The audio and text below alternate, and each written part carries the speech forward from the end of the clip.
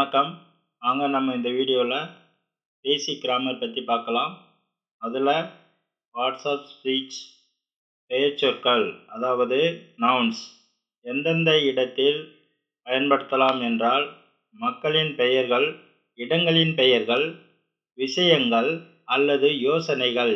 எடுத்துக்காட்டு: நாய், talk, Paris, Paris, மகிழ்ச்சி, ஹேப்பினஸ் போன்றவை. ப்ரொனவுன்ஸ் பெயர்ச்சொற்களை மாற்றுவதற்கு பயன்படுத்தலாம்.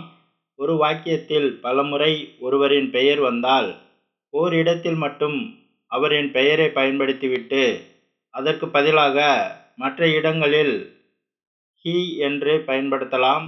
அதேபோல்தான் மற்றவற்றிற்கும் அவள் என்பதற்கு பதில் சி என்றும், அவர்கள் என்பதற்கு தே என்றும், அது என்பதற்கு இட் என்றும் யூஸ் பண்ணலாம்.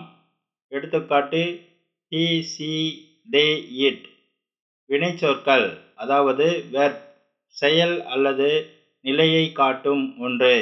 எடுத்துக்காட்டு: ரன், ரன் என்பது அபவுட், சிந்தியுங்கள், திங்க் போன்றவை. அட்ஜெக்டிவ் பெயர்ச்சொற்களை விவரிக்க. எடுத்துக்காட்டு: மகிழ்ச்சி, ஹாப்பி, நீலம், ப்ளூ, விரைவான, குயிக்.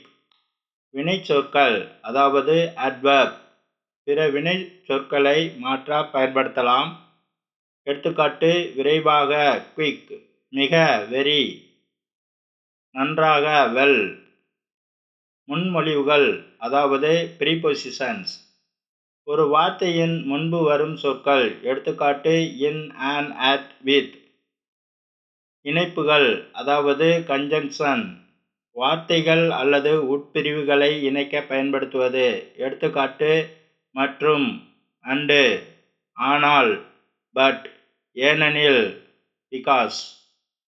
இடைச்சொற்கள் அதாவது இன்டர்ஜெக்ஷன் உணர்ச்சிகளை வெளிப்படுத்த பயன்படுத்துவது. எடுத்துக்காட்டு: ஆஹா, ஓ போன்றவை. தேங்க்யூ.